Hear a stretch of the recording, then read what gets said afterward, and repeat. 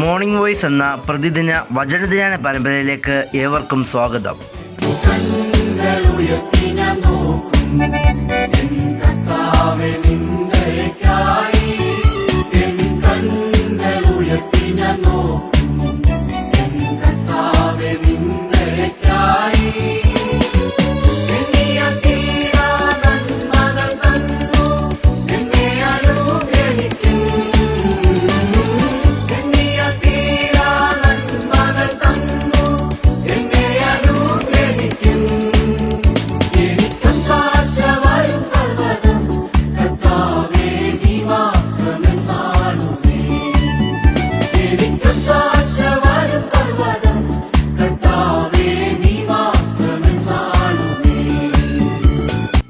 ഇന്ന് അപ്പോസ്തല പ്രവർത്തികളുടെ പുസ്തകത്തിൽ നിന്നും കർത്താവിൻ്റെ ദാസൻ കുഞ്ഞുമോൻ തോട്ടപ്പള്ളി ധ്യാനചിന്തകൾ പങ്കുവയ്ക്കുന്നു. പ്രാർത്ഥനയോടെ ശ്രമിച്ചാലും.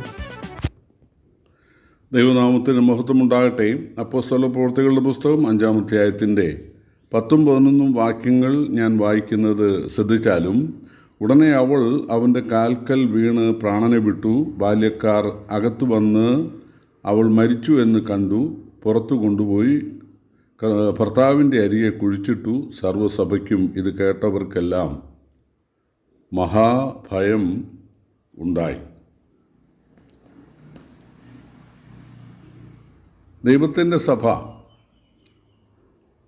അതൊരു സംഘടന അല്ല, ഒരു സോഷ്യൽ ഗാദറിംഗ് അല്ല, ഒരു കൂട്ടായ്മയ്ക്കുള്ള ഒത്തുചേരലിനുള്ള ഒരു സ്ഥലം മാത്രമല്ല. ചില ആളുകൾ അങ്ങനെയൊക്കെ വിചാരിക്കുന്നുണ്ട്. എല്ലാവരും ഒന്ന് കാണാനും പരിചയമൊക്കെ പുതുക്കാനും സ്നേഹബന്ധം പുതുക്കാനും ഒക്കെയുള്ള ഒരു സ്ഥലമായിട്ട് സഭയെ കരുതുന്ന ആളുകളുണ്ട്. പക്ഷെ അങ്ങനെയല്ല. ദൈവത്തിൻ്റെ സഭ ദൈവം വസിക്കുന്ന സ്ഥലമായതുകൊണ്ട്, ജീവനുള്ള ദൈവത്തിൻ്റെ ആലയമായതുകൊണ്ട് തീർച്ചയായിട്ടും ആ ഭയവും വിശുദ്ധിയും കാക്കാൻ സഭാംഗങ്ങൾക്ക് ബാധ്യതയുണ്ട്. അല്ലെങ്കിൽ തീർച്ചയായിട്ടും ദൈവം അതിൽ ഇടപെടും. പുതിയ വിശ്വാസികളെ സംബന്ധിച്ച് അവർക്ക് ചാബല്യങ്ങൾ ഉണ്ടാകുക സ്വാഭാവികമാണ്. ദുഷ്ടതയും ചതിവും അസൂയയും നിഗളവും ഉണ്ടാകുക സ്വാഭാവികമാണ്. വചനപഠനത്തിലൂടെയും പ്രാർത്ഥനയിലൂടെയും അത് മാറ്റിയെടുക്കണം. പക്ഷേ ഇവിടെ ഇതാ സഭയുടെ ആരംഭത്തിൽ തന്നെ ദൈവം 2 പേരെ സഭാഹോളിൽ വെച്ച് ശിക്ഷിക്കുകയാണ്, അല്ലെങ്കിൽ മരണശിക്ഷ നൽകുകയാണ്. അവർ ചെയ്ത തെറ്റ് എന്തെന്ന് ചോദിച്ചാൽ, അവർ തങ്ങളുടെ വസ്തു വിറ്റിട്ട് ഒരു ഭാഗം കൊണ്ടുവന്ന് അപ്പോസ്തലന്മാരുടെ കാൽക്കൽ വെച്ചു. അപ്പോസ്തലന്മാർ ആവശ്യപ്പെട്ടിട്ടല്ലെന്ന് ഓർക്കണം. എല്ലാവരും സ്വമേധയാ തങ്ങളുടെ വസ്തു വിറ്റ് അത് അപ്പോസ്തലന്മാരുടെ കാൽക്കൽ വയ്ക്കുന്നു. കാരണം അക്കാലത്ത് ആയിരക്കണക്കായ ആളുകൾക്ക് ഭക്ഷണവും താമസസൗകര്യവും കൊടുക്കണം. അപ്പം അവർ വളരെ വിവേചന ബുദ്ധിയോടെ ആളുകൾ സ്വയമായിട്ടത് ചെയ്യുകയാണ്, വോളണ്ടറി ആയിട്ട് ചെയ്യുകയാണ്. പക്ഷേ ഒരു ദമ്പതികൾ, അതായത് അനന്യാസും സഫീറയും, അവർക്ക് പൂർണ്ണമായി തങ്ങളുടെ വസ്തു വിറ്റ് കൊടുത്തു എന്നുള്ളതിൻ്റെ മാന്യത വേണം താനും. എന്നാൽ ഈ പ്രസ്ഥാനം നിലനിൽക്കാതെ വന്നാൽ ഒരു കരുതൽ വേണ്ടേ എന്നുള്ള നിലയിൽ വസ്തുവിൽ കുറേ ധനത്തിൽ കുറേ എടുത്തു വച്ചു. അതായത് വ്യാജം. അതാണ്. ഒരിക്കലും സഭയിൽ വ്യാജം ഉണ്ടാകാൻ പാടില്ല. വിശ്വാസിക്ക് വ്യാജം ഉണ്ടാകാൻ പാടില്ല. ഒരു മുഖമേ പാടുള്ളൂ. വീട്ടിലും ജോലിസ്ഥലത്തും അല്ലെങ്കിൽ വിദ്യാലയത്തിലും സമൂഹത്തിലുമെല്ലാം ഒരു മുഖം തന്നെ ആയിരിക്കണം. അല്ലാതെ സഭയിൽ മാത്രം ഒരു ഭക്തി, പുറത്ത് ഭക്തിയില്ല, അല്ലെങ്കിൽ പുറത്ത് ഭക്തി സഭയിൽ ഭക്തിയില്ല, അങ്ങനെ പാടില്ല. സഭയിലും പുറത്തുമെല്ലാം ഒരേ ഭക്തി, ഒരേ മുഖം ആയിരിക്കണം വിശ്വാസിക്ക്. ഇവിടെ എന്തുകൊണ്ടാണ് ഈ ആരംഭദശയിൽ ദൈവം ഇങ്ങനെ ഒരു കടുങ്കൈ ചെയ്തത്, ഒരു ന്യായവിധി നടത്തിയത്, ഒരു കുടുംബത്തെ ഇല്ലാതെയാക്കിയത് എന്ന് ചോദിച്ചാൽ അതിൻ്റെ ഉത്തരം അവിടെ എഴുതിയിട്ടുണ്ട്. ആളുകൾക്കെല്ലാം മഹാഭയമുണ്ടായി. തീമോഥെയോസിൻ്റെ 1 ലേഖനം 5:20 വായിക്കുന്നുണ്ട്, പാപം ചെയ്തവരെ ശേഷമുള്ളവർക്കും ഭയത്തിനായി പരസ്യമായി ശാസിക്കാം. അപ്പോൾ പാപം പെരുകാൻ പാടില്ല.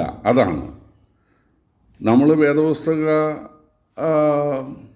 ആ ചരിത്രം പരിശോധിച്ചാൽ ആദ്യകാലം മുതലേ ഉപായവും ചതിവുമൊക്കെ ഉണ്ട്. കായീൻ ഹാബേലിനോട് ഉപായം കാണിച്ചു, യാക്കോബ് അപ്പനോട് ഉപായം കാണിച്ചു, ലാബാൻ യാക്കോബിനോട് ഉപായം കാണിച്ചു, താമാർ യഹൂദയോട് ഉപായം കാണിച്ചു, ഗിബിയോനർ യോശുവയോട് ഉപായം കാണിച്ചു, ഗേഹസി എലീശയോട് ഉപായം കാണിച്ചു, ദലീല ശിംശോനോട് വ്യാജം കാണിച്ചു, ശൗല് ദാവീദിനോട് കാണിച്ചു, ദാവീദ് ബത്ശേബയോട് കാണിച്ചു, ഊര്യാവിനോടും കാണിച്ചു, അമ്നോൻ ദാവീദിനോട് വ്യാജം കാണിച്ചു, അബ്ശാലോം അമ്നോനോട് വ്യാജം കാണിച്ചു, യോവാബ് അബ്നേറിനോട് വ്യാജം കാണിച്ചു, യൊരേബയാം ഇസ്രയേലിനോട് വ്യാജം കാണിച്ചു, ദാനിയേലിനോട് കൂട്ടുകാർ വ്യാജം കാണിച്ചു, ഹാമാൻ യഹൂദന്മാരോട് മൊത്തം വ്യാജം കാണിച്ചു. ഇങ്ങനെ വേദോത്സവം പരിശോധിച്ചാൽ ഒരുപാട് ആളുകൾ വ്യാജം കാണിക്കുകയും അതിൻ്റെ ശിക്ഷ അനുഭവിക്കുകയും ചെയ്തതായിട്ട് കാണാൻ കഴിയും. പക്ഷേ ഇത് ദൈവസന്നിധിയിൽ വ്യാജം കാണിക്കുകയാണ്.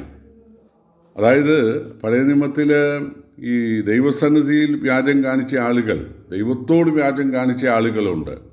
അതായത് മരുഭൂമി വെച്ച് ഇസ്രായേൽ കാളക്കുട്ടിയെ ഉണ്ടാക്കിയിട്ട് ആ കാളക്കുട്ടിക്കിട്ട പേര് യഹോവ എന്നാണ്.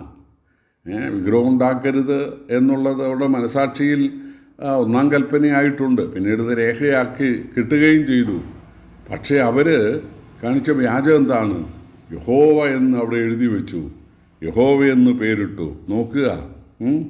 അതുപോലെ അഹരോൻ്റെ മക്കൾ യാഗപീഠത്തിലെ കനൽ കൊണ്ട് വേണം ധൂപപീഠത്തിൽ ധൂപം അർപ്പിക്കാൻ. പക്ഷേ അവർ വീട്ടിലെ തീ എടുത്തുകൊണ്ട് വന്ന്, അതായത് അന്യാഗ്നി കത്തിക്കാനിടയായി ദൈവസന്നിധിയിൽ.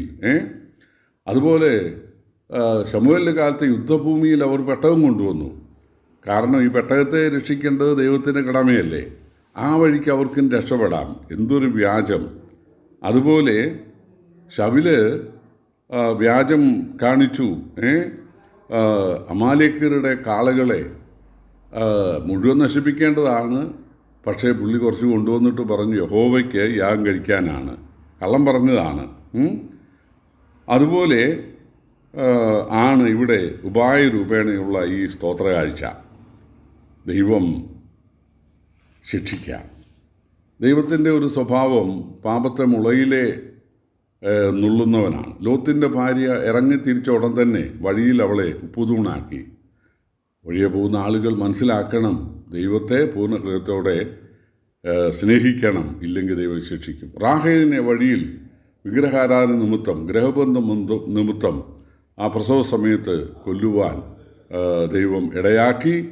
കാരണം വിഗ്രഹാരാധന രഹസ്യപാപം പാടില്ല. മിരിയാം രഹസ്യമായിട്ട് കുശുകുശുത്തു.